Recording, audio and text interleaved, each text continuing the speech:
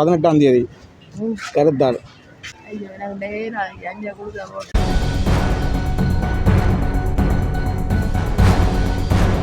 செம்மணி படுகொலை சம்பந்தமாக நாங்கள்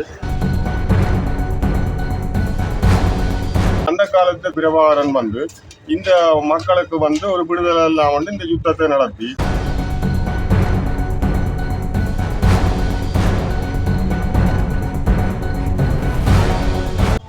அந்த கர்த்தால் கொண்டாடுறான வழிமுறையை இனிமேலாக மாத்தப்பார்.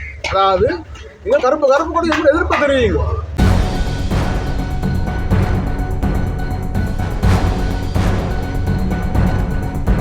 தமிழ் மக்களுக்கு இன்னும் எந்த விதமான பலனும் கிடைக்க இல்லை. ஆனால் அநீதிகள்லாம் நிலைக்கப்பட்டிருக்கு.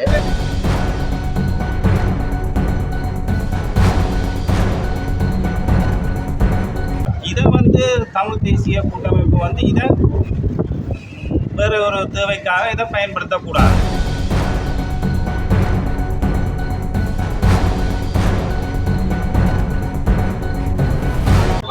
வணக்கம். வார 18ஆம் தேதி திங்கட்கிழமை வடக்கு கிழக்கு முழுவதும் கடையடைப்பு போராட்டம். ஒரு வியாபாரியா உங்களுடைய கருத்து என்ன? உண்மையிலே இந்த சம்பவத்துக்கு நாங்கள் உண்மையிலேயே இந்த கதவடைப்பு செய்ய வேண்டிய விஷயம் ஏற்பட்டுள்ளது. உண்மையிலே என்னென்றால் இந்த செம்மணி படுகொலை சம்பந்தமாக நாங்கள் எங்களால் இந்த உறவுகளுக்கு காணாமல் ஆக்கப்பட்ட உறவுகளுக்கு நாங்கள் இந்த ஒரு உதவியை நாங்கள் செய்ய வேண்டும் என்று என்னுடைய அபிப்பிராயம். அம்மா திங்கட்கிழமை 18ஆம் தேதி கருத்தால் உங்களோட கருத்து என்ன? வார திங்கட்கிழமை 18ஆம் தேதி மாபெரும் வடக்கு கிழக்கு தழுவிய கடையெடுப்பு போராட்டம். அதை பற்றி உங்களோட கருத்து, ஒரு பொதுமகனா உங்களோட கருத்து என்ன? என்னுடைய கருத்து இந்த நாட்டில் யுத்தம் 30 வருட கால நாட்டில் யுத்தம் நடந்தது. இந்த யுத்தத்தால் மக்கள் பாதிக்கப்பட்டிருக்கிறோம். சிங்கள மக்கள் பாதிக்கப்பட்டிருக்கிறோம், தமிழ் மக்கள் பாதிக்கப்படலாம், முஸ்லீம் மக்கள் பாதிக்கப்பட்டிருக்கிறோம். இந்த நாட்டுக்கு வந்த மக்கள் எல்லாம் பாதிக்கப்பட்டிருக்கிறோம். அந்த காலத்தில் கடையடைப்புகள் நடந்திருக்குது, டயர்கள் போட்டு கொளுத்திருக்கிறோம். இதனால் கூடுதலான பாதிப்புகள் மக்களுக்கு ஏற்படுத்தப்பட்டிருக்குது. 79ஆம் ஆண்டு காலப்பகுதியில் இருந்து 2009 மே 18 மட்டும் முள்ளிவாய்க்காலில் யுத்தம் முடிவடைய மட்டும் மக்கள் சென்னை பின்னமாக்கப்பட்டு அழிக்கப்பட்டிருக்கிறோம். அப்போ அந்த காலத்து பிரபாகரன் இந்த மக்களுக்கு ஒரு விடுதலை எல்லாம் இந்த யுத்தத்தை நடத்தி எத்தனையோ கட்டாளர்கள் எல்லாம் நடத்தி இந்த மக்களுக்கு ஒன்று கிடைக்கல. அப்போ மக்கள் அழிக்கப்பட்டு கொண்டு போய்க்கிறோம். அப்போ இப்போ அந்த மக்கள் 2009 மே 18க்கு பிறகு சாடையாக மூண்டு கொண்டு வருகிறோம். அப்போ மக்கள் இந்த இயல்பு நிலை பாதிக்கப்படாமல் மக்களை முன்னுக்கு வாராக்கு இந்த அரசியல் எல்லாரும் உதவி செய்ய வேணும். மற்றது இந்த நாடு எல்லா மக்களுக்கும் சொந்தம். மலையத்தில் மலைய தமிழர் இருக்கிறோம், இலங்கை தமிழர் இருக்கிறோம், சிங்களவர் இருக்கிறோம். அப்போ எல்லாரும் தனித்தனி இளங்கேட்டு எல்லாரும் இலங்கையில ஆமிகளை எல்லாம் வெளியில் எடுக்க சொல்லி கேட்கலாம். மக்கள் இரவில பாதுகாப்பா ஒரு வீதியால போறோம்னு சொல்லி சொன்னா அங்க ஆமி பாதுகாப்பை தான் கூட எதிர்பார்க்கணும். மற்ற அரசியல்வாதிகள் எல்லாருமே அவை தங்களோட பாதுகாப்பாக எஸ்டிஎஃப் பாதுகாப்பு, எம்எஸ்டி பாதுகாப்பு என்று அரசியல் தலைவர் மாதிரி எல்லாரும் வச்சிருக்கிறோம். அப்போ அவைகள் முதல் அந்த பாதுகாப்பால கைவிடணும். வடக்கு கிழக்குல இருக்கிற அரசியல் தலைவர் எல்லாரும் பாதுகாப்புகள், தங்களோட எஸ்டிஎஃப் பாதுகாப்புகள், எம்எஸ்டி பாதுகாப்புகள், அரசாங்கத்தின் போலீஸ் பாதுகாப்புகள் அதுகளை கைவிட்டு போட்டு மக்களை கேட்கணும். இங்கே வடக்கு கிழக்குக்கு இராணுவம் இருக்கக்கூடாது, இராணுவத்தை வெளியேற்றணும். அவையில் தங்களோட பாதுகாப்புகளை வச்சுக்கொண்டு மக்களை நீங்கள் இப்படி கட்டால நடத்துங்கோ, கடையில பூட்டுங்கோ என்று சொல்லி மக்களின் இயல்பு நிலையை பாதிக்கப்பட்டு மக்களின் வருமானங்களை பாதிக்காதபடி அந்த அரசியல் தலைமையில் நடந்து கொள்ளணும் என்று இந்த நேரத்தில் நான் கேட்டுக்கொள்கிறேன். உங்களுக்கு தெரியும், வார 18ஆம் தேதி திங்கட்கிழமை வடக்கு கிழக்கு உட்பட முழுமையாக கடையெடுப்பு போராட்டத்தை தமிழரசு கட்சி அழைப்பு கொடுத்துருக்கு. அதை பற்றி உங்களோட கருத்து என்ன?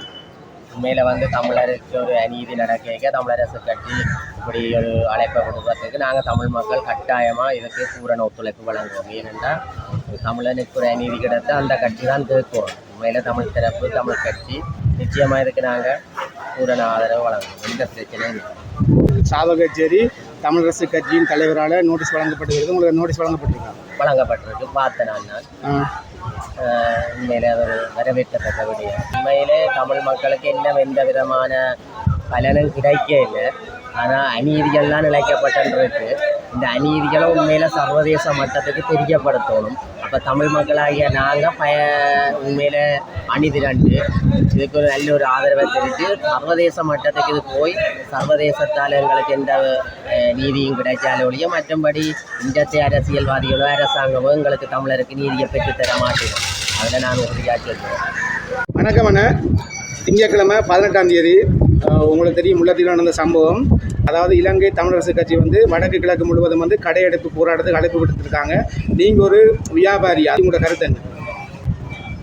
மக்கள் வந்து அவைகளுக்கு ஆதரவு தெரிவித்து கடைகள் அடைப்போம் என்று சொல்லி இருந்தால் இந்த போராட்டத்தை மக்களுடைய ஒத்துழைப்புகள் இருக்கும் என்று சொன்னால் அது மக்கள் அதுக்கான இதை பார்த்துக்கொள்வார்கள். இதை வந்து தமிழ் தேசிய கூட்டமைப்பு வந்து இதை வேறு ஒரு தேவைக்காக இதை பயன்படுத்தக்கூடாது. ஒரு அரசியல் தேவைகளுக்கோ இதுக்கோ பயன்படுத்தக்கூடாது. இது மக்கள் வந்து அந்த அந்த இளைஞனுக்கு நடந்த அநியாயத்துக்கான குரல் கொடுக்குறதுக்கு நிறைய மக்கள் ஒத்துழைப்பு செய்கிறார்கள், இன்னும் ஒத்துழைக்க போகிறார்கள். ஆனால் இதை வச்சு நீங்கள் சேர்ந்து எந்த ஒரு லாபகர அரசியலும் இதை கொண்டு நீங்கள் நடத்தக்கூடாது. இனி வருகின்ற மாகாண சபை தேர்தலுக்கோ இல்லாட்டிக்கு ஐநா சபையில் நடக்கின்ற இந்த மனித இனங்களுக்கு நடக்கின்ற பிரச்சனைகளோ இதுகளுக்கு பற்றியான இதுகளுக்கு எந்த ஒரு உருவலும் இல்லாமல் நீங்கள் ரிப்பீல்களாக இருந்தால் உங்களுக்கு உரிய இதுகளுக்கு நாங்கள் ஒத்துழைப்பு தருவோம். நம்மளே கருத்து இருந்ததுன்னா அது எல்லா கட்சிகளும் சேர்ந்து எடுக்கணும். ஒரு முடிவை தனித்து எடுக்கல. நாங்கள் தனித்துவமான இதில் இல்லை செயற்படி வடகிழக்கில் இத்தனை கட்சி இருக்கு. எல்லா கட்சியும் ஆதரவு கொடுத்தா நாங்களும் ஆதரவு கொடுக்குறோம், இல்லாட்டி ஆதரவு கொடுக்கல. இப்போ வடகிழக்கில் வந்து இப்போ முல்லைத்தீவு மாவட்டத்தில் அந்த சம்பவம் வந்து அது கண்டிக்கத்தக்கது. அதை நாங்கள் எதிர்ப்பு காட்டத்தான் போயிடும். ஆனால் இங்கே வடக்கு கிழக்கு வந்து பூரண கர்த்தால் செய்கிறதால என்ன லாபத்தை அடையப்படுது? தமிழரசு கட்சி தான் லாபம் கிடைக்கும். இதில் மக்களுக்கு எந்த லாபம் கிடையாது. ஏன்னா வாழ்வாதாரத்து இன்றைய நிலையில் ஒவ்வொரு நாளும் உழைச்சி வாழ்கிறவங்க போன்ற வீட்டுக்களை முடைக்கணும். அவனுடைய வாழ்வாதாரம் கட்டுப்போம். நீங்கள் கர்த்தால் செய்யுங்க. எப்படி செய்யணும்னு சொன்னால் ஒவ்வொரு வளமையாக மக்களுடைய வாழ்வாதாரத்தை குலைக்காமல் ஒரு தொழிற்சாலைகள் வியாபார ஸ்தலங்களில் கருப்பு கொடியை கட்டி உங்களுடைய எதிர்ப்பை தெரிவித்து செய்து கொண்டு எங்களுடைய வாழ்வாதாரத்தையும் பார்க்கலாம். இது கடந்த காலங்களில் நாங்கள் பார்த்துக்கொண்டு வரோம். பூர்ண கத்தால்னு சொல்லி எதுவும் நடக்க போகிறது. இதெல்லாம் வந்து எனக்கு என்னுடைய இதுவும் பார்க்க போனால் இன்னொரு வடமாகாண சபை தேர்தலை ஒட்டி நீங்கள் செய்கிற மாதிரி தான் எனக்கு தோணுது. என்னுடைய சிந்திச்சு பாருங்க. நான் சொல்றேன், எனக்கு ஒவ்வொரு நாளும் உழைக்காட்டு வீட்டில் சாப்பாடு சாப்பிட்ற கஷ்டம்.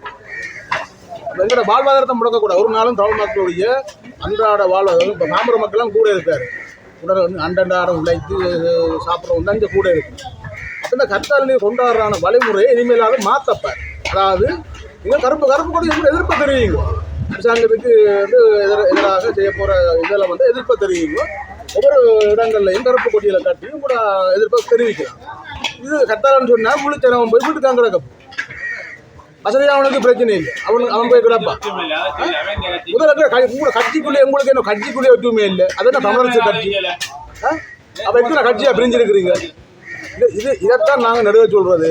நீங்கள் 68 கட்சியெல்லாம் பிரிஞ்சு நின்று கொண்டு நீங்கள் ஒவ்வொருத்தரும் எடுக்கிற முடிவுக்கு தமிழ் மக்கள் இதுக்கு தயார். இது என்னுடைய கருத்தில் தமிழ் மக்களுடைய கருத்தாக தான் நான் சொல்கிறேன். மக்களுடைய அன்றாட வாழ்வாதாரத்தை ஒரு நாளும் சிதைக்காது. நாங்கள் ஒவ்வொரு அப்படின்னா தமிழரசு கட்சி எங்களோட வாழ்வாதாரம் தர சொல்லுவாங்க. நாங்கள் பூரணமாக எல்லாத்தையும் அடைச்சி போட்டு கிடக்கு.